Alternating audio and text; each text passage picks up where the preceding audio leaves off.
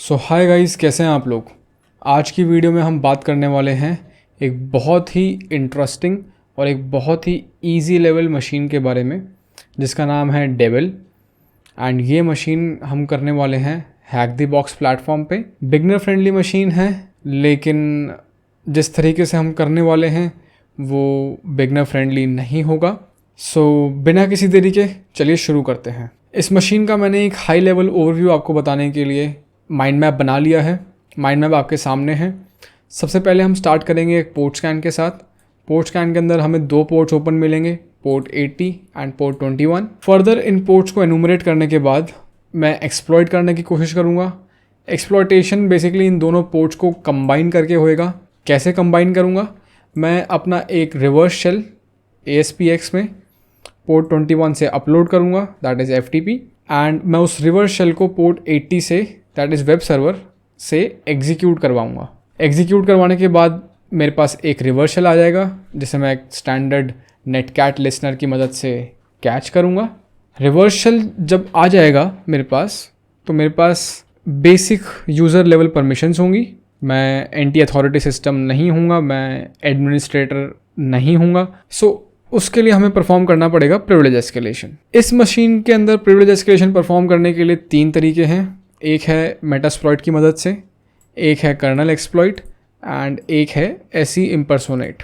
इस वीडियो में मैं आपको SE इम्पर्सोनेट टोकन मेथडोलॉजी दिखाना चाहूँगा कि किस तरीके से SE इम्पर्सोनेट की मदद से हम अपनी प्रिविलेजेस को एस्केलेट कर सकते हैं विंडोज़ के सिनेरियो में। बाकी की 2 टेक्निक्स को दिखाने के लिए मैं एक सेपरेट शॉर्ट वीडियो बना दूंगा जो केवल प्रिविलेज एस्केलेशन को कवर करेगी। सो अगर आपने अभी तक ये मशीन खुद से ट्राई नहीं की है तो मैं आपको सजेस्ट करना चाहूँगा कि आप इस वीडियो को पॉज करें और एक बारी खुद से ट्राई करें। अगर आप ऑलरेडी ट्राई कर चुके हैं एंड आप किसी पॉइंट पे अटक रहे हैं एंड आपको किसी तरह का हिंट या वॉक थ्रू चाहिए तो आप फॉलो अलोंग कर सकते हैं। Cut. So let's start my VM। So ये हमारी VM स्टार्ट हो गई है। Let me go to my browser and let's log in to my hack the box. सो इस मशीन को सॉल्व करते टाइम मैं कोशिश करूँगा कि मैं जितनी भी फंडामेंटल चीज़ें हैं वो भी साथ साथ आपको समझा पाऊँ। सो प्रॉबेबली ये वीडियो लंबी होने वाली है, सो पॉपकॉर्न वगैरह लेके बैठिएगा, आपको मज़ा आएगा। वेल, सो ये रही मेरी डेविल मशीन एंड लेट्स। सो यहाँ पे मैंने अपने हैक द बॉक्स प्लेटफॉर्म पे लॉगिन कर लिया है। रिटायर्ड मशीन के सेक्शन में चला गया हूँ। यहाँ पे मुझे मिल रही है devil machine. Let's click on play and ये मशीन मेरे पास डिप्लॉय हो जाएगी। टारगेट मशीन का IP एड्रेस है 10.10.10.5। इस IP एड्रेस को कॉपी करके रख लेता हूँ। Let me open my terminal. So अपना टर्मिनल मैंने ओपन कर लिया है। फटाफट से मैं अपना VPN सेटअप कर लेता हूँ। आप देख सकते हैं मेरे पास ऑलरेडी VPN सेटअप नहीं है। VPN पैक मैंने अपना ऑलरेडी डाउनलोड करके रखा हुआ था एंड यहाँ पे मेरे पास VPN सेटअप हो गया है।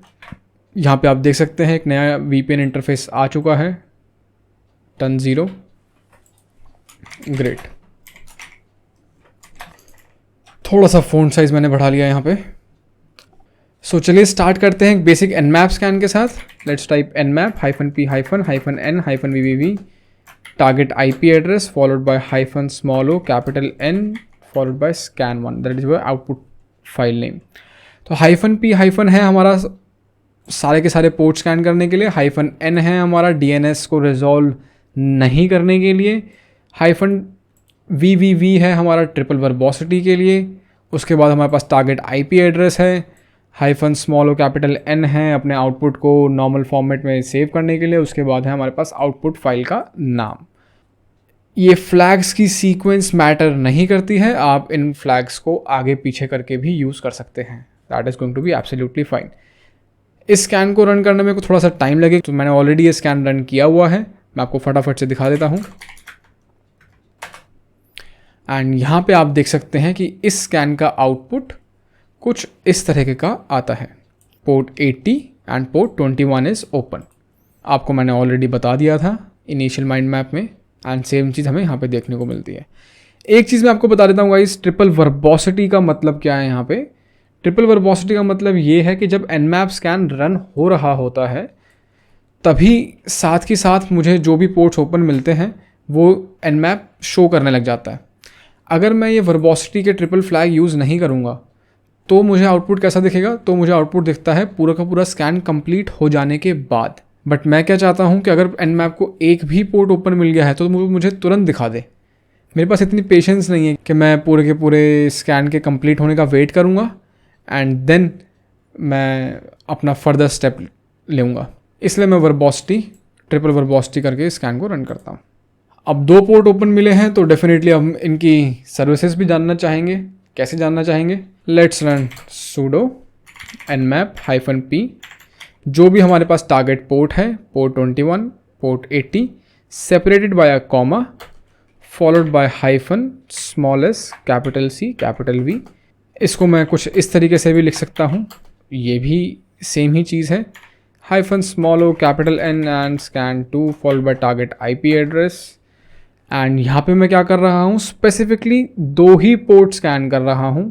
हाइफन SV का मतलब है वर्जन डिटेक्शन स्कैन। सो मैं वो सारी स्क्रिप्ट्स रन करूँगा बिहाइंड द सीन्स जो जिससे कि इन सर्विसेज का वर्जन डिटेक्ट हो पाए। हाइफन s, कैपिटल C का मतलब है रन डिफ़ॉल्ट स्क्रिप्ट्स, जो भी इन पोर्ट्स को लेकर के डिफ़ॉल्ट कैटेगरी की स्क्रिप्ट्स हैं उनको रन किया जाए। इस स्कैन को भी रन करने में थोड़ा सा टाइम लगेगा, तो मैंने ऑलरेडी ये स्कैन रन किया हुआ है, मैं आपको दिखा देता हूँ।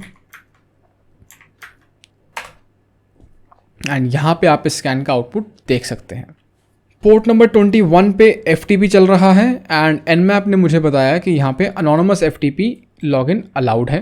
सो अनोनिमस FTP लॉगिन के अंदर क्या होता है गाइस, कि कोई भी यूज़र FTP शेयर में लॉगिन कर सकता है बिना यूज़र नेम और पासवर्ड जाने। सो बेसिकली लॉगिन करते टाइम आपको यूज़र नेम में डालना होता है अनोनिमस, ये कीवर्ड आपको यूज़र नेम में डालना रहता है, एंड आपको पासवर्ड में कुछ भी रैंडम पासवर्ड डाल देना होता है।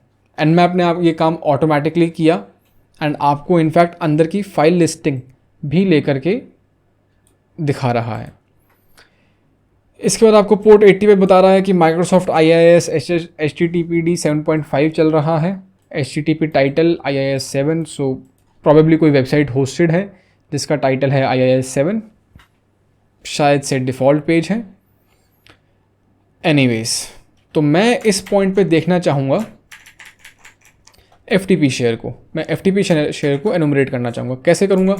सिंपली क्योंकि FTP एनोनिमस लॉगिन अलाउड है तो चलो FTP में लॉगिन करते हैं।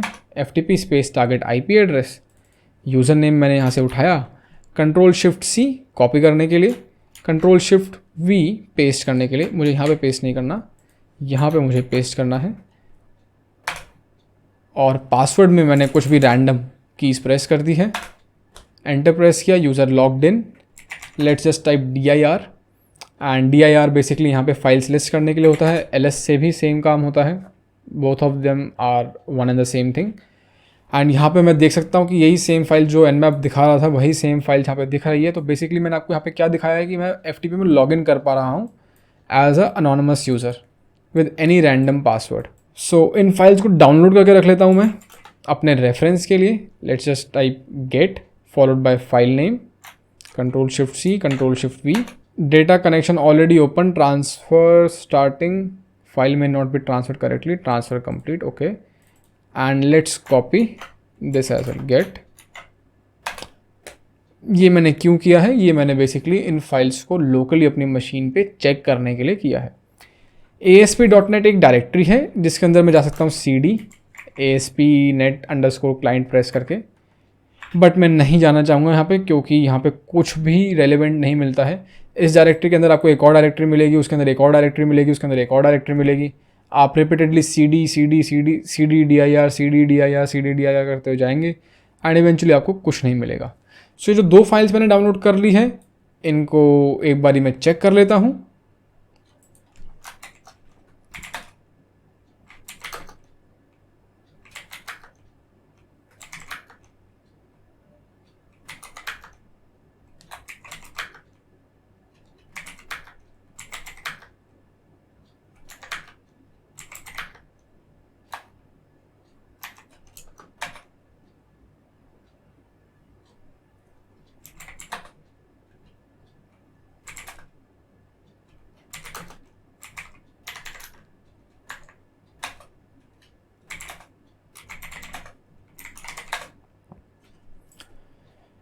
सो चलिए चेक कर लेते हैं ls करके मैं देख पा रहा हूँ iisstart.htm और welcome.png फाइल यहाँ पे अवेलेबल है। iisstart फाइल को मैं कैट करके देखना चाहूँगा एंड यहाँ पे बेसिक HTML का कोड है, कुछ भी हाई-फाई अवेलेबल नहीं है यहाँ पे। चलिए कोई बात नहीं। सो मैं इस पॉइंट पे वेब सर्वर को जाके चेक करना चाहूँगा एक बारी। तो ब्राउज़र में चलते हैं। यहाँ पे मैं Ctrl+Shift+P के साथ प्राइवेट विंडो मैंने ओपन कर लिया यहाँ पे एंड इस प्राइवेट विंडो में मैं जा कर के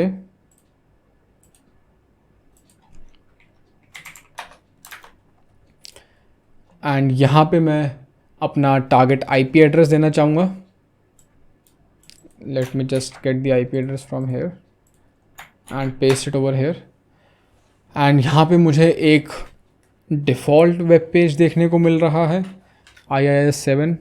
यहाँ पे IIS7 दिखा रहा है, Nmap ने मेरे को IIS 7.5 दिखाया था। तो एक बारी मैं जानना चाहूँगा कि IIS गूगल कर लेता हूँ पहले मैं यहाँ पे IIS 7.5 वर्जन्स जो है हमारे, इनके बारे में जनरल इन्फॉर्मेशन मैं निकालना चाहता हूँ। विकीपीडिया पे जा सकता हूँ एंड IIS 7 और 7.5 जो है हमारे विंडोज़ 7, विंडोज़ सर्वर 2008 और विंडोज़ सर्वर 2008, विंडोज़ विस्टा, इन सब को कॉरस्पॉन्ड करते हैं। ठीक है। सो यहाँ से मेरे को एक लमसम आइडिया मिल गया कि मैं किस तरह की मशीन को टारगेट कर रहा हूँ। मेरी टारगेट मशीन विंडोज़ सर्वर 2008 हो सकता है, विंडोज़ 7 हो सकता है, विंडोज़ सर्वर 2008 R2 हो सकता है, so on and so fourth. Well ठीक है जी। क्या है ये, क्या ये इमेज है? Let's click on view image. View image पे मैंने क्लिक किया, राइट क्लिक करके, तो मेरे को दिखा welcome.png। Okay great. एंड मुझे याद है कि ये सेम नाम से फ़ाइल मेरे पास यहाँ पे भी अवेलेबल थी, welcome.png। एंड यही सेम फाइल मैंने डाउनलोड भी करी है। उस इमेज को अगर मैं डबल क्लिक करके ओपन करूँगा, सो यही सेम इमेज डाउनलोड हुई है। अब इस पॉइंट से क्या है मेरे पास कि मैं यहाँ पे डायरेक्टरी ब्रूट फोर्स कर सकता हूँ, robots.txt फाइल चेक कर सकता हूँ, मैं इस पॉइंट से पेज सोर्स चेक कर सकता हूँ, काफ़ी सारी चीज़ें हैं। ये सब चीज़ें मैं आपके लिए एज अ होमवर्क छोड़ देना चाहूँगा कि आप यहाँ पे डायरेक्टरी ब्रूट फोर्स करो एंड आप अपने आप से कोई लिंक निकालने की कोशिश करो जिससे आप ये एनालॉजी बिल्ड कर पाओ कि जो ये वेब सर्वर चल रहा है यहाँ पे, जो ये वेब सर्वर की डायरेक्टरी है बेसिकली। ओके डायरेक्टरी क्या है? ये जो डायरेक्टरी हमारी, ये डायरेक्टरी जो वेब सर्वर की होम डायरेक्टरी है, वही हमारी FTP शेयर की रूट डायरेक्टरी है। जो FTP शेयर में हम लॉगिन कर रहे हैं, यही सेम डायरेक्टरी हमारी बेसिकली वेब सर्वर की होम डायरेक्टरी की तरह एक्ट कर रही है। कंफर्म करवा देता हूँ मैं आपको, ये फोल्डर दिखाता हूँ ASP.NET_client। ये फोल्डर आपको यहाँ पे भी मिल जाएगा। फॉरबिडन है, एक्सेस डिनाइड है, कोई बात नहीं, लेकिन रिसोर्स अवेलेबल है। आपके पास परमिशन नहीं है एक्सेस करने की, बट एग्जिस्ट करता है। ठीक है, ठीक है जी। तो मुझे एक चीज़ यहाँ पे समझ में आ गई कि FTP और वेब सर्वर रिलेटेड है। तो इस पॉइंट पे मैं क्या ट्राई कर सकता हूँ? सबसे पहले मैं चेक करके देखना चाहूँगा कि क्या मैं FTP पे कुछ अपलोड कर पा रहा हूँ, क्या मेरे पास FTP पे अपलोड फंक्शनैलिटी अवेलेबल है। Let's do ls। सो मेरा कनेक्शन टाइम आउट हो गया है, दोबारा से FTP करना रहेगा। दोबारा से कर लेते हैं, अनोनिमस यूज़र नेम को कॉपी कर लेते हैं एंड कोई फाइल अपलोड करके देखते हैं यहाँ पे। ठीक है, एक डेमो फाइल बना लेता हूँ मैं। Let's say echo please subscribe to security shark and ये फाइल मैं सेव कर लेता हूँ hello.txt के नाम से। सो आप देख सकते हैं यहाँ पे मैंने एक hello.txt नाम से फ़ाइल बना ली है, एक डमी फाइल है। इस फाइल को मैं यहाँ पे अपलोड करना चाहूँगा, पुट hello.txt ls एंड मैं देख सकता हूँ ये फाइल अपलोड हो गई है। File has been successfully uploaded. इस सेम फाइल को मैं ब्राउज़र के थ्रू एक्सेस करने की कोशिश करूँगा, hello.txt, एंड मैं देख सकता हूँ कि ये फाइल ब्राउज़र के थ्रू एक्सेसिबल है। तो मैंने वेरीफाई कर लिए, मेरे जो फैक्ट्स थे वो मैंने वेरीफाई कर लिए हैं। जो होम डायरेक्टरी के जो फैक्ट्स थे मैंने वेरीफाई कर लिए हैं। Well, now what next? So अगर मैं इस पॉइंट पे ऐसी कोई चीज़ अपलोड कर दूं FTP पे जो वेब सर्वर एग्जीक्यूट कर दे, तो मुझे वेब सर्वर के ऊपर कंट्रोल मिल जाएगा, राइट? अब वेब सर्वर्स क्या एग्जीक्यूट करते हैं? Server side languages, server side programming languages को सर्वर्स एग्जीक्यूट करते हैं। सर्वर HTML एग्जीक्यूट नहीं करेगा, that is a client side language, उससे हम ज़्यादा कुछ नहीं करवा सकते हैं। क्लाइंट साइड में अगर कुछ एग्जीक्यूट करता था तो जावास्क्रिप्ट हो गया, अगेन उससे भी मैं कोई शेल नहीं गेन कर पाऊँगा। सर्वर साइड की मैं बात करूँ तो हमारे पास PHP, JSP, ASP, ASPX, JSPX, कुछ इस तरीके की लैंग्वेजेस होती हैं जो सर्वर साइड लैंग्वेज होती हैं, एंड सर्वर्स इन लैंग्वेजेस को एग्जीक्यूट करवा देते हैं। अब क्योंकि मुझे पता है कि टारगेट सर्वर हमारा IIS है, विंडोज़ है, विंडोज़ सर्वर को मैं टारगेट कर रहा हूँ, विंडोज़ IIS सर्वर को मैं टारगेट कर रहा हूँ, तो मैं यहाँ पे ASP और ASPX तरीके की लैंग्वेजेस में शेल्स ट्राई करूँगा, ठीक है? तो अपने लिए एक रिवर्स शेल बना लेते हैं। इन टैब्स को प्रिजर्व करने के लिए मैं एक नई टैब खोल लेता हूँ। Let's search for MSF Venom -LP। -L का मतलब है लिस्ट करने के लिए, और P का मतलब है पेलोड्स। P भी लिख सकता हूँ, पेलोड्स भी लिख सकता हूँ। मैं आलसी हूँ, मैं P लिखूँगा। Let's do grep Windows, grep TCP, grep reverse. देखिए, वैसे तो आपको ये स्टैंडर्ड पेलोड्स याद होने चाहिए बाय हार्ट, जैसे मुझे है, लेकिन ये कैसे हो पाते हैं? ये आपको केवल प्रैक्टिस से ही हो पाएंगे। बट जब आप स्टार्टिंग कर रहे हैं किसी चीज़ की, अब आपको याद नहीं है और आपको ये पता है कि MSF Venom में हाँ पेलोड तो होता है, अब मैं स्पेसिफिकली वो पेलोड को कैसे ढूंढ पाऊँगा? अगर मैं सिंपली MSF Venom -LP कर दूंगा तो वो सारे के सारे पेलोड्स लिस्ट कर देगा। ऐसे पेलोड्स भी लिस्ट करेगा जो मेरे से रेलेवेंट नहीं है, नॉन विंडोज़ पेलोड भी लिस्ट कर देगा। तो मेरे को केवल विंडोज़ के ही पेलोड देखने हैं, क्योंकि मैं विंडोज़ को टारगेट कर रहा हूँ। तो मैंने किया grep विंडोज़, कि केवल वो लाइनें दिखाना जिसके अंदर ये कीवर्ड हो विंडोज़।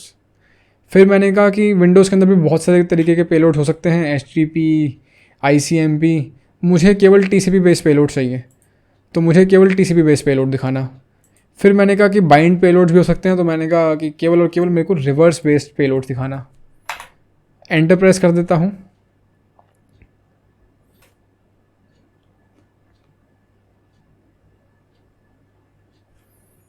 एंड यहाँ पे मेरे पास काफ़ी सारे फ़िल्टर होकर के पेलोड्स आ गए हैं, केवल और केवल काम के। अगर मैंने ये फ़िल्टर नहीं लगाए होते, यहाँ पे मैंने अपनी कमांड को पाइप नहीं किया होता रिकर्सिवली, तो आपको यहाँ पे प्लेथोरा ऑफ पेलोड्स मिलते हैं और आपको फिर बहुत ज़्यादा मेहनत लगती है ढूंढने में। मैं मेटास्प्लॉइटर का यूज़ नहीं करूँगा, मैं इस मशीन को मेटास्प्लॉइट की मदद से नहीं कर रहा हूँ, so I will not do it this way. मुझे चाहिए basic Windows shell reverse TCP। तो मैं दिखा देता हूँ आपको यहाँ पे कैसे दिखेगा। विंडोज़ शेल रिवर्स TCP, ये पेलोड है। इस पेलोड के अंदर आप देख सकते हो ये एक / नहीं है, इसका मतलब ये स्टेज्ड पेलोड नहीं है, ये कंप्लीट पेलोड है आपका। एंड मैं जेनरिक पेलोड इसलिए यूज़ कर रहा हूँ क्योंकि मुझे नहीं पता कि टारगेट ऑपरेटिंग सिस्टम 64 बिट का है कि 32 बिट का है, इसीलिए मैं ये जेनरिक 32 बिट का पेलोड यूज़ कर रहा हूँ। अगर मुझे पता होता तो मैं टारगेट को सीधा 64 बिट का पेलोड यूज़ करता, बट मुझे नहीं पता है, तो बेसिक यूज़ करेंगे हम यहाँ पे। इसको कॉपी कर लेते हैं। ये भी बता देता हूँ जिन लोगों को नहीं पता है उनके लिए मैं बता देता हूँ कि अगर मैं यहाँ पे मानो 64 बिट का पेलोड यूज़ करता हूँ, टारगेट मशीन पे भेज देता हूँ, टारगेट सर्वर एग्जीक्यूट करता है 64 बिट का पेलोड, लेकिन आपका टारगेट ऑपरेटिंग सिस्टम 32 बिट का था, तो हमारा 64 बिट का पेलोड नहीं रन करेगा। अगर ये भाषा आपको समझ में नहीं आ रही है पेलोड की, एग्जीक्यूशन की, तो आप इसको सिंपल अपनी भाषा में समझ सकते हैं कि मान लीजिए आपके पास पुराना कोई डेस्कटॉप है, पुराना सिस्टम है जिसमें 32 बिट की विंडोज़ पड़ी हुई है। क्या आप इसके अंदर कोई 64 बिट का प्रोग्राम रन करवा सकते हो? जवाब है नहीं। नहीं मतलब नहीं करवा सकते, ठीक है। लेकिन मान लीजिए कि आपके पास है 64 बिट का ऑपरेटिंग सिस्टम, तो आप 64 बिट के ऑपरेटिंग सिस्टम के अंदर 64 बिट की बाइनरी भी एग्जीक्यूट करवा सकते हो और 32 बिट की बाइनरी भी एग्जीक्यूट करा सकते हो। तो 32 बिट की बाइनरी तो दोनों ही ऑपरेटिंग सिस्टम के आर्किटेक्चर्स में एग्जीक्यूट हो रही है। इसलिए to be on the safe side, जब भी हम फर्स्ट टाइम अप्रोच करते हैं किसी मशीन को, तो हम 32 बिट का ही पेलोड लेकर के अप्रोच करते हैं। ये जब मेरे पास ये पेलोड जब मिसबिहेव करेगा मेरे साथ, तभी मैं इस पेलोड को चेंज करूँगा, वरना मैं नहीं करूँगा, ठीक है। मैंने कर लिया इसको कॉपी, कंट्रोल शिफ्ट सी के साथ। Let's do MSF venom -p, payload fix किया। पेलोड के लिए कुछ हम को पैरामीटर्स देने रहेंगे, एल होस्ट, और एल होस्ट मुझे चेक करने के लिए मैं चेक कर लेता हूँ।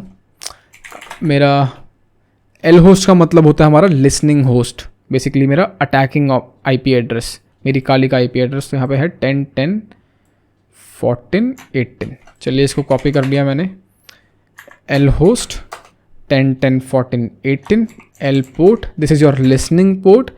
बेसिकली इस IP एड्रेस और इस पोर्ट पे मेरे पास एक कनेक्शन आएगा, तो मैं यूज़ करने वाला हूँ 53, मेरा फेवरेट।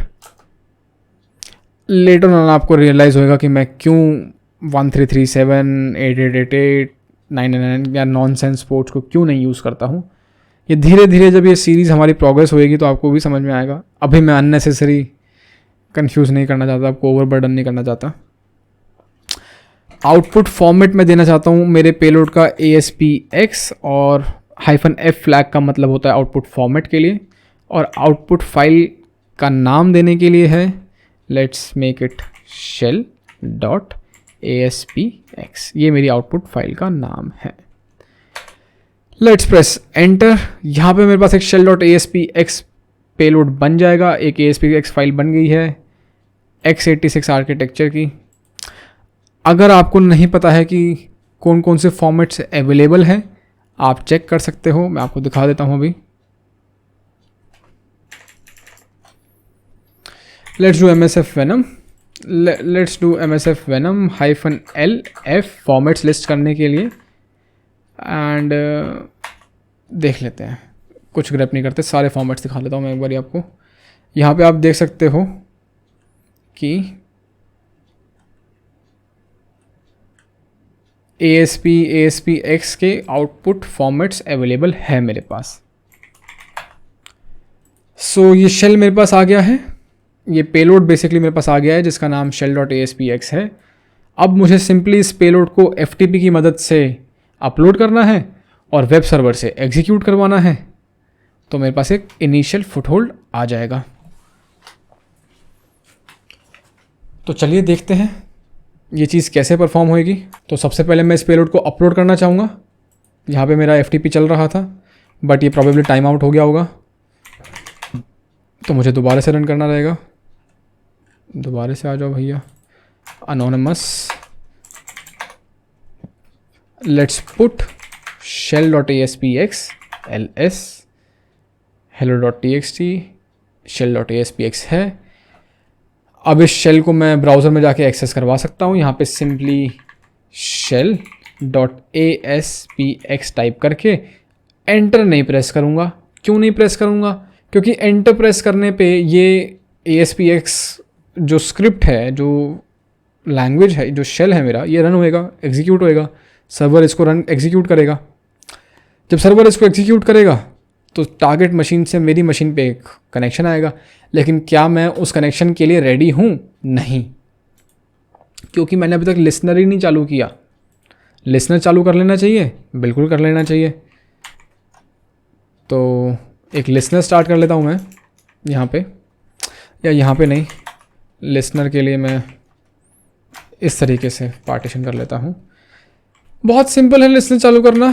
नेटकैट की मदद से हम चालू करेंगे, NC-NVLP और पोर्ट नंबर 53। पोर्ट नंबर 53 पे अब मेरी मशीन एक इनकमिंग कनेक्शन के लिए लिसन कर रही है। -n होता है आपका, ये जो फ्लैग्स हैं नेटकैट के, मैं आपको ये समझाने की कोशिश कर रहा हूँ। -n है आपका do not resolve for DNS के लिए, V फॉर वर्बोसिटी के लिए, ये जो आपको दिख रहा है ना यहाँ पे, ये वर्बोसिटी है, इसके आगे कनेक्शन वगैरह आएगा लिखा हुआ, वो भी वर्बोसिटी रहेगा। -l है आपका लिसनिंग मोड के लिए, और -p है पोर्ट नंबर मेंशन करने के लिए। इन सभी फ्लैग्स को मैं इंडिविजुअली भी मेंशन कर सकता था, सेपरेट करके भी मेंशन कर सकता था, -n, -v, -l, -p, सबके बीच में स्पेस, वो भी एक वैलिड रिप्रेजेंटेशन होता। खैर जी, अब मैं अपने ब्राउज़र से इस शेल को रन कर देता हूँ, एंटर प्रेस करता हूँ, एंटर प्रेस किया, एंड यहाँ पे मैं देख सकता हूँ कि मेरे पास एक रिवर्स शेल आ गया है। Let me just type who am I. See, सबसे पहले आपके पास शेल आएगा तो आप क्या चीज़ चेक करोगे? आप हु एम आई चेक करोगे। आप चेक करोगे कि भाई मेरे पास जो शेल आया है किस यूज़र के बिहाफ पे ये शेल आया है, मैं यहाँ पे किस यूज़र परमिशंस के साथ, किस यूज़र प्रिविलेजेस के साथ हूँ। IIS अपूल वेब स्टैंडर्ड एक यूज़र रहता है आपका, जो वेब सर्वर्स मैनेज करने के लिए बनाया जाता है। जिस तरीके से लिनक्स के अंदर हमारे पास एक अपाचे नाम से यूज़र बना दिया जाता है अपाचे सर्वर के लिए, एक इंजनएक्स नाम से यूज़र बना दिया जाता है इंजनएक्स सर्वर्स को हैंडल करने के लिए, इसी तरीके से हमारे पास यहाँ पे भी एक यूज़र है IIS अपूल/वेब।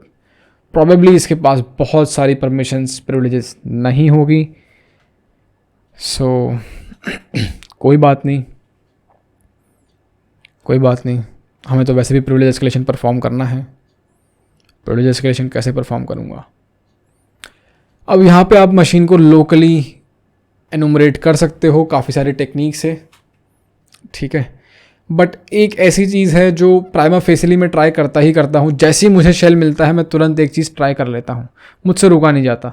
मैं फ्लैग नहीं ढूंढता, सीधा जब शेल आता है मेरे पास मैं फ्लैग ढूंढने नहीं जाता कि भाई मेरे को user.txt का फ्लैग दे दो, नहीं, मेरे को हु एम आई बताओ, मुझे टारगेट मशीन का एक बार होस्ट नेम बता दो। डेविल मेरी होस्ट नेम टारगेट मशीन का नाम है, एंड एक बारी मैं हु एम आई, एक बारी मैं सिस्टम इन्फो रन करूँगा। सिस्टम इन्फो रन हो गया है। सो इस आउटपुट को अच्छे से दिखाने के लिए थोड़ा सा एक्सटेंड कर लेता हूँ इसको।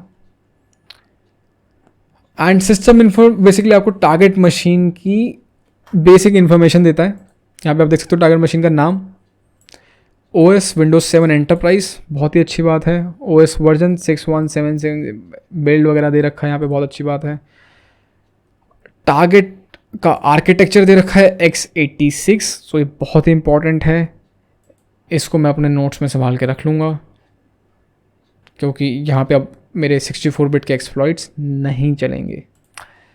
एंड एक और इंटरेस्टिंग चीज़ जो मैं यहाँ पे देखूँगा वो है हॉट फिक्सेस। हॉट फिक्सेस के लिए मेंशन है यहाँ पे NA not available. Hot fixes होते हैं बेसिकली आपके जो भी सिस्टम अपडेट्स और पैचेस आप अप्लाई करते हो, तो यहाँ पे वो KB00 समथिंग करके ऐसे करके हॉट फिक्सेस आते हैं, दिखाए जाते हैं। इस मशीन में नहीं है, आगे की विंडोज़ मशीन में आप देखोगे सिस्टम्स अपग्रेडेड होंगे, पैच्ड होंगे, बट क्योंकि मैं देख सकता हूँ ये विंडोज़ की मशीन बहुत पुरानी है और कोई भी पैच अप्लाइड नहीं है, तो मैं सीधा छूटते ये कह सकता हूँ कि यहाँ पे कर्नल एक्सप्लॉइट चलेगा। भाई कर्नल पुराना होगा, कर्नल पे डेफिनेटली कोई ना कोई वल्नरेबिलिटी होगी। अगर मैं ढूंढ लेता हूँ local privilege escalation for this Windows, मैं ये विंडोज़ की डिटेल्स डाल करके ये डालूँगा गूगल पे और साथ में डालूँगा लोकल प्रिविलेज एस्केलेशन एक्सप्लॉइट, मेरे को प्राइमा फेसिली एक एक्सप्लॉइट मिल जाएगा। एक नहीं, मेरे को 10 एक्सप्लॉइट मिल जाएंगे। बस मेरे को एक एक करके उनको रन करके देखना रहेगा, एंड डेफिनेटली मेरे पास एक ना एक एक्सप्लॉइट ऐसा होगा जो रूट एक्सेस दे देगा मुझे।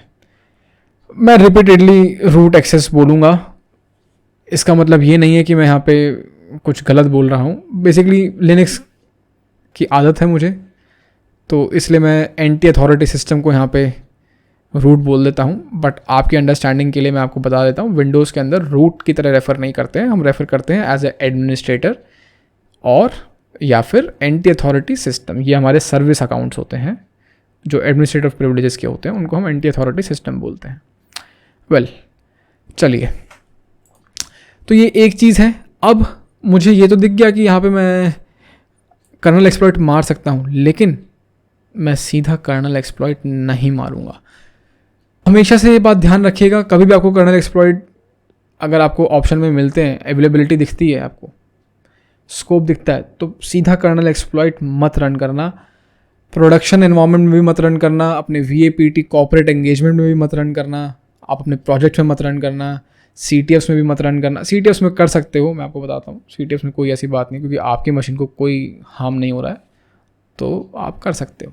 बट फिर भी एक हैबिट बना लो, राइट अवे कर्नल एक्सप्लॉइट नहीं मारना, थोड़ी सी मेहनत करो, कुछ और ढूंढो, नहीं मिलता है तो कर्नल एक्सप्लॉइट करो।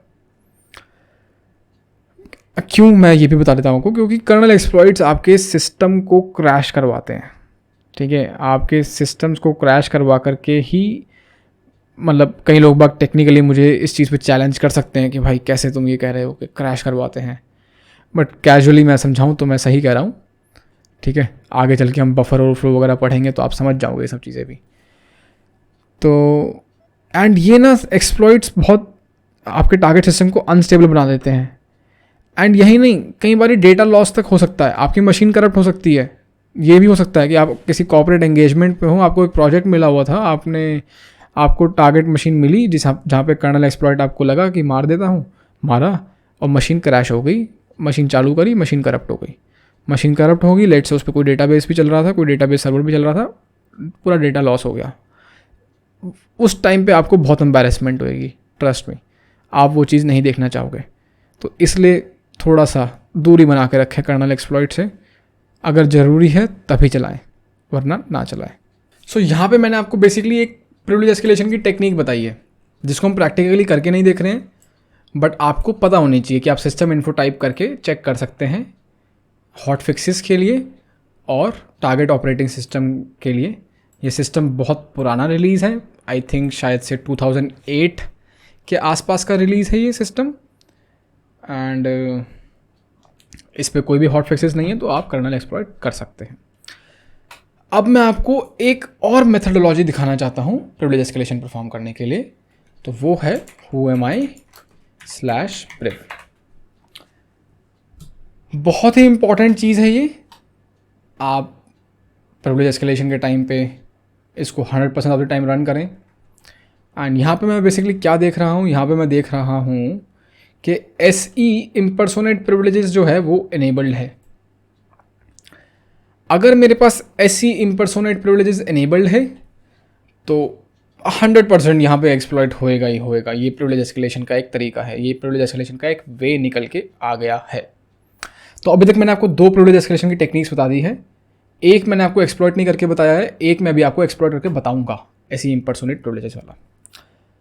वेल, सो SE इम्पर्सोनेट प्रिविलेजेस को SE इम्पर्सोनेट टोकन को एक्सप्लॉइट करने के लिए बेसिकली क्या करते हैं, हमारे पास जनरल एक्सप्लॉइट्स रहते हैं like Juicy Potato, rotten potato, print spoofer, rogue win RM, कुछ इस तरह के कुछ वेल नोन एक्सप्लॉइट्स हैं जिनको मैं यहाँ पे ट्राई कर सकता हूँ, आप भी ट्राई कर सकते हैं।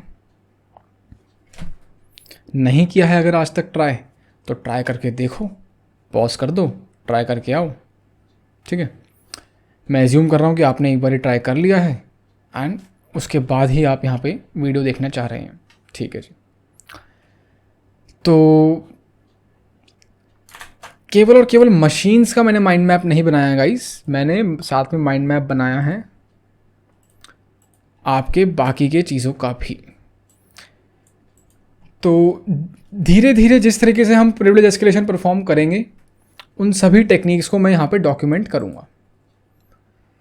मैंने अपनी प्रिपरेशन जब करी थी OCP की, तो मैंने ऑलरेडी एक बहुत बड़ा माइंड मैप बना रखा है प्रिविलेज एस्केलेशन के लिए, बट अगर मैं आपको राइट अवे वो माइंड मैप डंप कर देता हूँ आपके सामने, तो आपको नहीं समझ में आएगी चीज़ें।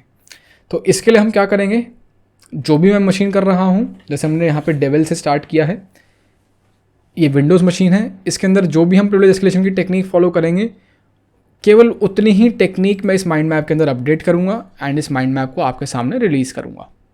नेक्स्ट मशीन करेंगे, एक नई विंडोज़ प्रिविलेज एस्केलेशन की टेक्निक यहाँ पे ऐड हो जाएगी, so on and so fourth. इस तरीके से आपके सामने ये माइंड मैप ग्रो करेगा एंड आपके पास एक पॉइंट ऑफ रेफरेंस रहेगा कि हाँ ये चीज़ हमने यहाँ करी थी, ये चीज़ हमने यहाँ करी थी. सो आई थिंक आपकी अंडरस्टैंडिंग के लिए ये एक बेटर वे रहेगा, इंस्टेड ऑफ दिस कि भाई मैं आपके सामने सारी सारी टेक्निक्स एक बार में डंप कर दूँ, भाई ये होता है, ये गाइड पढ़ लो, ये माइंड मैप देख लो और हो जाएगा.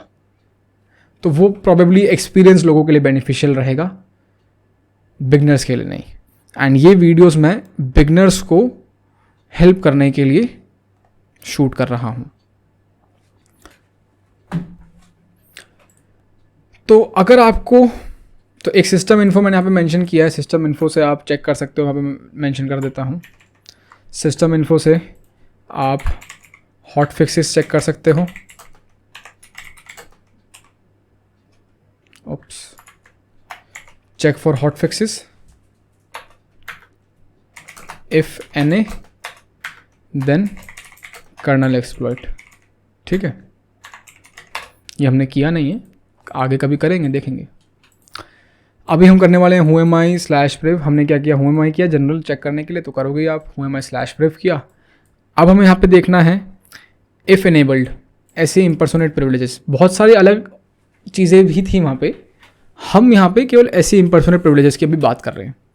अगर इनेबल्ड है तो क्या क्या चीज़ें वल्नरेबल है यहाँ पे, किस किस तरीके के एक्सप्लॉइट आप यहाँ पे रन कर सकते हो. जूसी पोटैटो, प्रिंट स्पूफर, रोग विनारएम, स्वीट पोटैटो, इस तरह की चीज़ें आप रन कर सकते हो. ठीक है, कुछ रेलेवेंट लिंक्स भी मैंने डाले हैं यहाँ पे जो आपको हेल्प करेंगे. अगर प्रिंट स्पूफर होता तो मैं इसको फॉलो करता, बट एनीवेज प्रिंट स्पूफर मैंने ट्राई किया है गाइस. यहाँ पे प्रैक्टिकली मैंने यहाँ पे ट्राई किया and it was not working. मेरे पास एरर आ रहा था कि एक 64 बिट की एग्जीक्यूटेबल आप 32 बिट की एग्जीक्यूट ओएस पे नहीं रन कर सकते हो. तो मैंने कहा सो फुलिश ऑफ मी, ये मैं क्या कर रहा था. खैर, तो मेरी गलतियों से आप सीखो, आप मत करना. तो मैंने नोट्स में यहाँ पे डाल दिया है कि प्रिंट स्पूफर केवल और केवल आपके 64 बिट के आर्किटेक्चर के लिए रन करेगा. अगर आपको ये रन करवाना है 32 बिट के लिए तो आपको कस्टम इसका SLN फाइल मिल जाएगी गूगल पे. आप उस SLN फाइल को विजुअल स्टूडियो में लोड करो, अपना कस्टम 32 बिट की विंडोज़ ऑपरेटिंग सिस्टम पे जाकर के उसको कंपाइल करो, and then it is going to work, then it can work. ठीक है जी. हम करेंगे जूसी पोटैटो. जूसी पोटैटो हमारा 32 बिट के लिए बहुत इजीली काम कर लेता है. तो चलो जूसी पोटैटो दिखाता हूँ मैं आपको. गूगल भैया के पास गए, जूसी पोटैटो 32 बिट EXE. मुझे नहीं करनी कंपाइल, मुझे ऑलरेडी कंपाइल्ड EXE दे दो. मैं बहुत आलसी हूँ. मैं इसलिए आलसी हूँ क्योंकि मैं हो सकता हूँ. इनिशियल लेवल पे जब आप स्टार्ट कर रहे हो, आप आलसी मत होना, मेहनत करना. ठीक है, तो यहाँ पे मुझे डायरेक्टली एक EXE मिल गई है, इसको डाउनलोड कर लेता हूँ. Let's download it. डाउनलोड हो गई है एंड इसको मैं कॉपी करके अपनी करंट वर्किंग डायरेक्टरी में ले आता हूँ. मैं आपको बता देता हूँ कि मैं ये क्यों कह रहा हूँ कि हमें ऐसे डायरेक्टली EXE रन नहीं करनी चाहिए. देखो CTF है तो कर सकते हो, लेकिन प्रोडक्शन एनवायरनमेंट में आप कहीं से भी कोई भी इंटरनेट पे पड़ी हुई EXE डाउनलोड करके रन तो नहीं करना चाहोगे ना अपने टारगेट मशीन पे, जो कि आपके कॉर्पोरेट का कोई सिस्टम है. समझ रहे हो, वो EXE के अंदर कुछ भी हो सकता है. ठीक है ना. तो हैकर को हैक करने के लिए भी कोई EXE बना सकता है ना. Getting my point. तो इसीलिए हमें हमेशा जो है सोर्स कोड लेकर के खुद कंपाइल करनी चाहिए EXEs, और एक बार इस सोर्स कोड रिव्यू भी करना चाहिए. कोड वगैरह मेरे को यहाँ पे मिल रहा है, बट नहीं जी, हम तो नहीं करेंगे. तो कॉपी कर लेता हूँ मैं. कॉपी क्या, मैं मूव भी कर लेता हूँ यार. डाउनलोड डायरेक्टरी में जाकर के जूसी पोटैटो नाम से कुछ होगा, इसको मैं अपनी करंट वर्किंग डायरेक्टरी में कॉपी करना चाहता हूँ. कर लिया. इसका यार ज़रा नाम चेंज कर लूँ मैं, बहुत लंबा चौड़ा सा नाम है. इसका नाम कर देते हैं जूसी पोटैटो 32 बिट EXE. ठीक है, jp32.exe मैंने नाम कर दिया है. Let's do clear ls. ठीक है, अब ये फाइल रन करनी है, टारगेट सिस्टम में रन करनी है. तो सबसे पहले इस फाइल को टारगेट सिस्टम में भेजना पड़ेगा. कैसे भेजूँगा. फाइल ट्रांसफ़र की मेथडोलॉजी होती है, बहुत सारी मेथडोलॉजी होती हैं. हम कौन सी फॉलो करने वाले हैं. अगेन मैंने एक माइंड मैप बना रखा है जिसके अंदर मैं फाइल ट्रांसफ़र मेथडोलॉजीज़ धीरे धीरे करके अपडेट करूँगा। तो अगर आपको विंडोज़ में कोई फ़ाइल भेजनी है, मतलब आप विंडोज़ मशीन में हो तो विंडोज़ आपको कुछ भेजना है, तो एक यूटिलिटी होती है सर्ट यूटिल के नाम से, उसकी मदद से हम फाइल्स विंडोज़ में डाउनलोड कर सकते हैं, भेज सकते हैं। तो ये इकलौता मेथड नहीं होता है, डेफिनेटली बहुत सारी टेक्निक्स होती हैं। इन टेक्निक्स को भी मैं धीरे धीरे आपके सामने यहाँ पे एक्सपोज करूँगा। आप आगे चल के देखेंगे कई मशीन्स में सर्ट यूटिल नहीं चलेगी, अवेलेबल नहीं है, तो क्या मैं फ़ाइल नहीं भेज पाऊँगा? भेज पाऊँगा, किसी और तरीके से भेज पाऊँगा। अब यहाँ पे ये फ़ाइल भेजने का केवल एक तरीका नहीं है। ओप्स, सॉरी,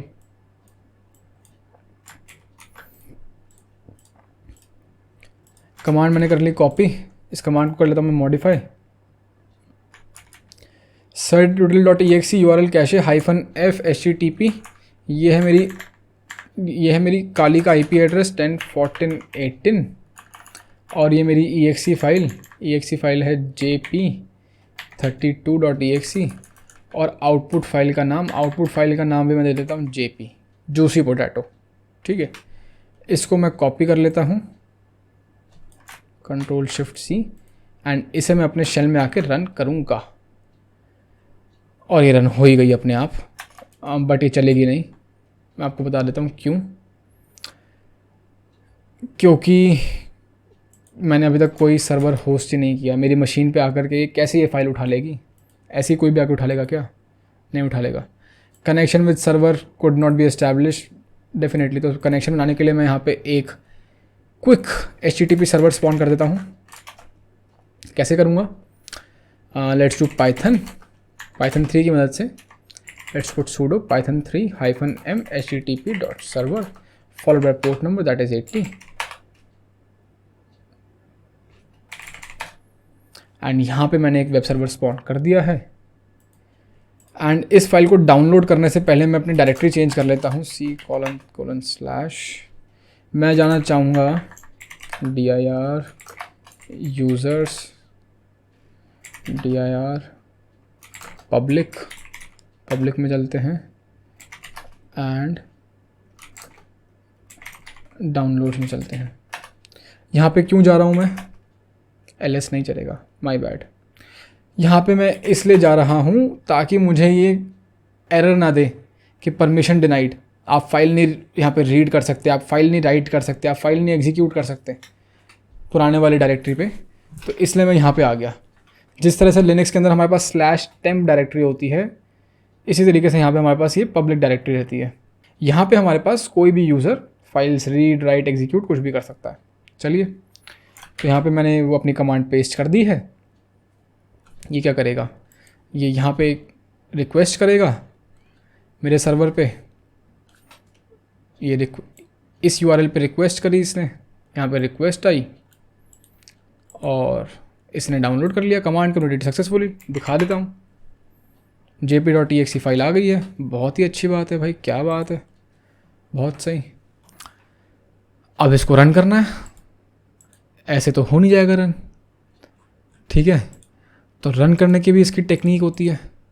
या तो गूगल कर लो कि भाई जूसी पोटैटो को कैसे रन करते हैं। मैंने क्या कर रखा है, मैंने अपने नोट्स बना रखे हैं अपने OCP प्रिपरेशन के लिए। सो यहाँ पे मेरे पास ये मिलेगा privilege escalation, Windows, manual, SC token impersonate and थोड़ा सा छोटा कर देते हैं इसको। काफ़ी सारे रेफरेंस लिंक्स आपके भी बन जाएंगे जब आप धीरे धीरे पढ़ाई करेंगे। तो how to use juicy potato, don't worry guys, ये लिंक्स वगैरह मैं आपको प्रोवाइड कर दूंगा। ज़रूरी नहीं है कि हैंड टू हैंड प्रोवाइड करूं, थोड़ा टाइम लग सकता है, बट मैं ये सब चीज़ों को मैं गिटबुक पे पब्लिश करूंगा। तो जूसी पोटैटो को यूज़ करने के लिए हमारे पास काफ़ी सारे तरीके होते हैं, यहाँ पे मेंशन्ड है। इनको हाईलाइट कर देता हूँ, एक बार आपको दिखा देता हूँ। ये कुछ कमांड्स है, 3 कमांड यहाँ पे दे रखी है। मैंने तीनों ट्राई करी थी, तीनों में से कोई भी नहीं चली, ठीक है। तो क्या यही 3 थी? नहीं, एक और तरीका है जिसके अंदर हम पावर शेल का शेल स्पॉन करते हैं, वो थी ये। इसको कॉपी कर लेता हूँ। अभी पावर शेल का जो स्पॉन कर लेता है शेल, इसको एक्सप्लेन कर देता हूँ आपके सामने। नहीं,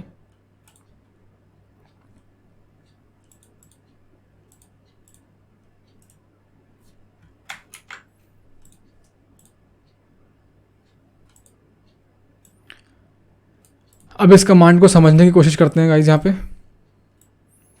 तो ये हमारी स्टार्टिंग में EXE है, ठीक है। लेट्स चेंज द कलर,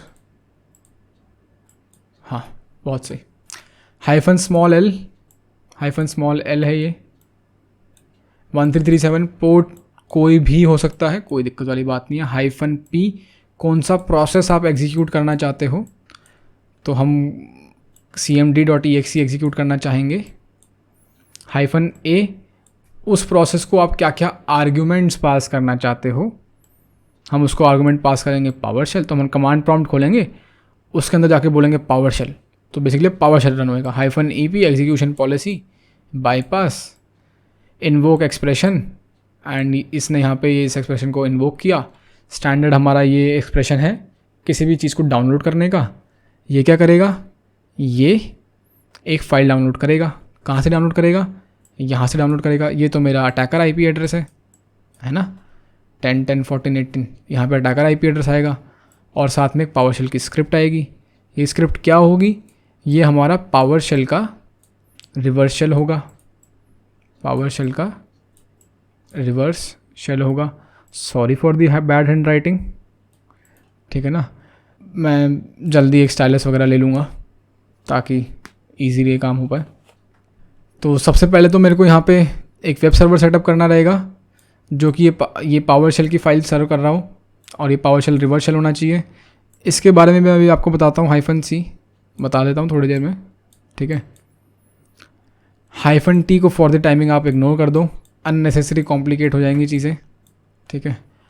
तो चलो पावर शेल का रिवर्स शेल रेडी करते हैं, ठीक है। अब पावर शेल में रिवर्स शेल लेने के लिए, जैसे पावर शेल रिवर्स शेल की बात आती है तो मेरे दिमाग में आता है Nishang. Let's search for Nishang GitHub. ये सम्राट अशोक आपको मिल जाएगी रेपो, इसको क्लोन कर लेना भैया। मैंने ऑलरेडी किया हुआ है, मैं आपको दिखा देता हूँ कहाँ किया हुआ है। cd/opt, यहाँ पे मैंने क्या किया था, निशांग, हाँ मेरा शेल्स, एंड यहाँ से मेरे को चाहिए इन्वोक पावर शेल tcp.ps1, ठीक है जी। ये स्पेसिफिक आप यहाँ पे जाके डाउनलोड भी कर सकते हो शेल्स में जाकर के। शेल्स पावर शेल TCP, इसको मैं यूज़ कर रहा हूँ यहाँ पे, ठीक है। कुछ फंक्शंस वगैरह बता रखे हैं यहाँ पे। ये कमेंट चल रहे हैं यहाँ पे, यहाँ से कमेंट स्टार्ट हो गए हैं और यहाँ तक कमेंट्स जाएंगे। थोड़ा यूसेज वगैरह समझा रखा है, आप पढ़ोगे तो शायद आपको भी समझ में आ जाए, अगर आपको पावर शेल के कमांडलेट्स का आइडिया होगा तो। नहीं होगा तो भाई जा कर के पावर शेल पढ़ के आओ, मैं क्या कर सकता हूँ। अब पावर शेल तो नहीं पढ़ाऊँगा बिठा करके। तो यहाँ से मैं कॉपी कर लेता हूँ यार, पावर इन्वोक पावर शेल, इसको मैंने कॉपी कर लिया। कहाँ कॉपी करना है यार, यहाँ पे कॉपी करना है मेरे को, यहाँ पे कॉपी कर दो प्लीज़।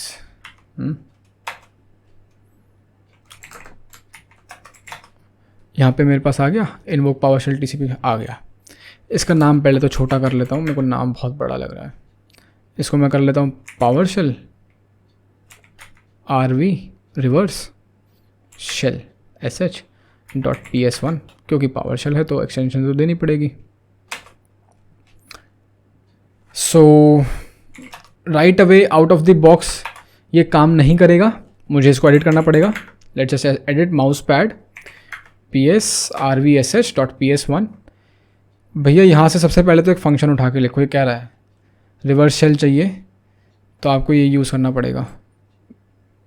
ये करो, ये फंक्शन उठाओ, कॉपी करो और यहाँ पे जाके पेस्ट कर दो। IP एड्रेस में अपना अटैकर IP एड्रेस डालो 10 10 14 18 और जो भी आपका लिसनिंग पोर्ट है 53 पे मैं ऑलरेडी लिसन कर रहा हूँ, तो मैं 53 पे अब लिसन करना चाहूँगा एंड कंट्रोल S कर देता हूँ सेव करने के लिए एंड इसे कर देता हूँ बंद। फाइल मैंने सेव कर दी है। कंफर्म मैं आपको दिखा देता हूँ टेल करके, लास्ट में ये मॉडिफिकेशन आ गई है। और ये फाइल जिस डायरेक्टरी में पड़ी हुई है इसी डायरेक्टरी में मेरा पाइथन सर्वर भी चल रहा है, तो फाइल ऑलरेडी होस्टेड है। इस फाइल को डाउनलोड कर लेता हूँ सर्ट ट्यूटल की मदद से। So let's copy it here and file का नाम क्या है? फाइल का नाम है, sorry for the small font, बढ़ा लेता हूँ। कॉपी किया, पेस्ट किया और आउटपुट के लिए मैं इसको और छोटा कर लेता हूँ, reverseshell.ps1।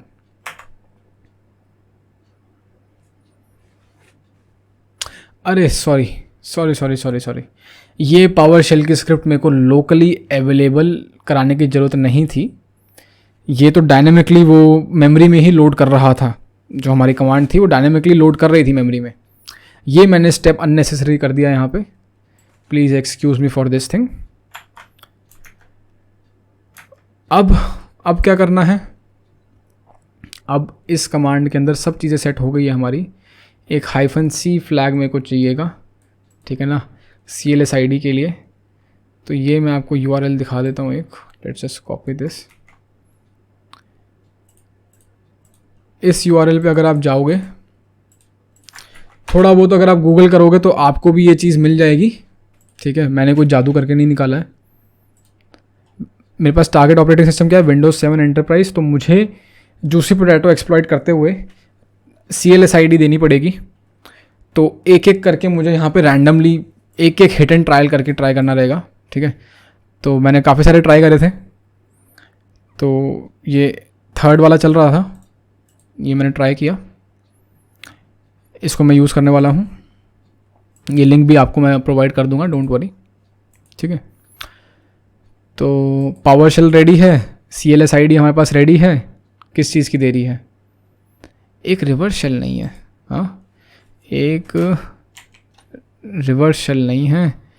रिवर्स शेल कैच करने के लिए मैंने अभी तक कुछ नहीं किया, तो कैच करने के लिए मैं कर लेता हूँ यहाँ पे NC-NVLP 5353। इस पे आएगा शेल हमारा, जो पावर शेल रिवर्स शेल आएगा ना, वो यहाँ पे आएगा जो एग्जीक्यूट होएगा, ठीक है। ये मेरा गलत वाला कॉल आ रखा है, जाने दो इसको, कोई ऐसी बात नहीं है। चलो तो रन करते हैं। यहाँ से कमांड कॉपी करके ले आते हैं, कॉपी, सीधा लाके पेस्ट नहीं करूँगा, यहाँ पे पहले पेस्ट कर लेता हूँ। जो भी मॉडिफिकेशन करनी है यहाँ पे कर लेता हूँ। पहली बात तो जूसी पोटैटो का मेरा नाम जो है वो jp.exe है, मेरी फाइल का नाम jp.exe है। यहाँ पे मेरे को एक कमांड रन करनी है, तो jp.exe फॉलोड बाय -l, ठीक है। CMD का पाथ भी ठीक है, पावर शेल भी ठीक है, ये भी सही ठीक है, टारगेट IP एड्रेस भी ठीक है, PSRV sh.ps1 फाइल का नाम भी ठीक है, -t भी ठीक है, -c मैं चेक कर लेता हूँ ये वाली जो ID है ये सही है कि नहीं है। 69AD4AE लास्ट में 8 भी 30, 69AD4AE लास्ट में, ये वाली मैं बेसिकली यहाँ पे CLSID यूज़ कर रहा हूँ, तो मुझे मॉडिफाई करने की ज़रूरत नहीं है, आप चेंज करके भी देख सकते हो, कोई ऐसी बात नहीं है। तो ये मेरी कमांड रेडी है पेस्ट करने के लिए। मैं सिंपली इसको पेस्ट कर दूंगा, Ctrl+C, let's just exit it and paste करता हूँ। पेस्ट करी, एंटर मारता हूँ, एंटर मारा, ओके एवरीथिंग इज़ ओके। चलो चेक करते हैं। यहाँ पे मेरे पास एक हिट आया, पावर शेल आके डाउनलोड हुई मेमोरी में टारगेट मशीन की, एंड यहाँ पे मेरे पास एक रिवर्स शेल आ गया, रिवर्स शेल आया पावर शेल में। हूँ मैं करके दिखाऊँ आपको कौन हूँ मैं? एंटी अथॉरिटी सिस्टम हूँ मैं। होस्ट नेम दिखा दूँ मैं आपको? डेविल हूँ मैं। और क्या चाहिए? मशीन सक्सेसफुली रूट कर दी है। कुछ ना समझ में आया हो तो कमेंट सेक्शन में मुझसे पूछ लेना। मुझे लगता है कि एक इजी मशीन के लिए 1 घंटे की video is like more than enough. मैं चाहता हूँ कि आप लोग बाग इसको पूरा देखें। एंड एक छोटा सा मैं आपको चीज़ बता देता हूँ। ये जो कमांड होती है ना आपकी, ये net object dot web client IEX वाली डाउनलोड डॉट स्ट्रिंग HTTP, ये क्या करता है, ये पावरशेल आपकी स्क्रिप्ट को डाउनलोड करके मेमोरी में सीधा डाउनलोड करके एग्जीक्यूट करता है, कहीं सेव नहीं करता है। ये मेमोरी में सीधा डाउनलोड करके एग्जीक्यूट करता है। ठीक है, ठीक है जी। अब आप क्या कर सकते हो, आप SE टोकन इम्पर्सोनेट के बारे में टेक्निकल लेवल पे इन डिटेल जाकर के पढ़ सकते हो। होता क्या है, ये टोकन्स क्या होते हैं, ये टोकन्स इम्पर्सोनेट कैसे होते हैं। ठीक है, एंड जो भी बीच में आपको ऐसी कोई चीज़ें लगी हो जो मैं नहीं समझा पाया हूँ, आप उनके बारे में स्पेसिफिकली गूगल कर लेना। एंड इसी के साथ ये थी हमारी डेविल मशीन, जो कि इतना छोटा सा माइंड मैप था और इतनी सारी चीज़ें हमने करी। ये टेक्निक्स बहुत इजी है, बिल्कुल भी मेहनत नहीं लगेगी। बाद में किसी वीडियो में मैं आपको दिखा दूंगा।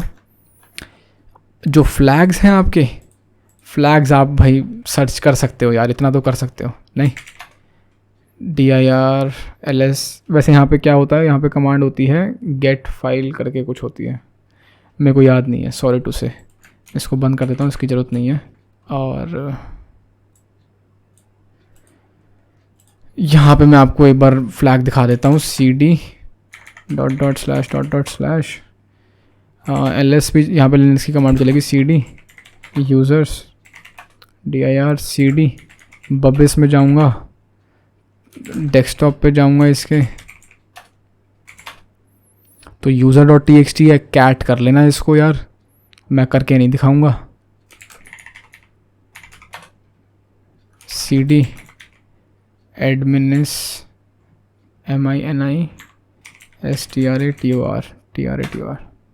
dir cd desktop dir root.txt, इसको भी यार कैट कर लेना, टाइप कर लेना। टाइप मतलब टाइप कमांड होती है, फ्लैग कॉपी कर लेना, पेस्ट कर लेना। So that would be all for this video guys. मुझे उम्मीद है कि आपको कुछ नया सीखने को मिला होगा। एंड अगर मैं आप लोगों की साइबर सिक्योरिटी की जर्नी में कुछ भी मदद कर पा रहा हूँ, तो मुझे सपोर्ट करने के लिए आप चैनल को लाइक कर सकते हैं। हमारा फॉर द टाइमिंग गोल है 300 सब्सक्राइबर्स, सो दैट मैं लाइब्रेरी जैसे प्लेटफॉर्म पे अपनी यूट्यूब वीडियोस को बैकअप कर पाऊँ। या सो hit like, share and subscribe with your friends. And next video में मिलते हैं आपसे, तब तक के लिए कीप हैकिंग।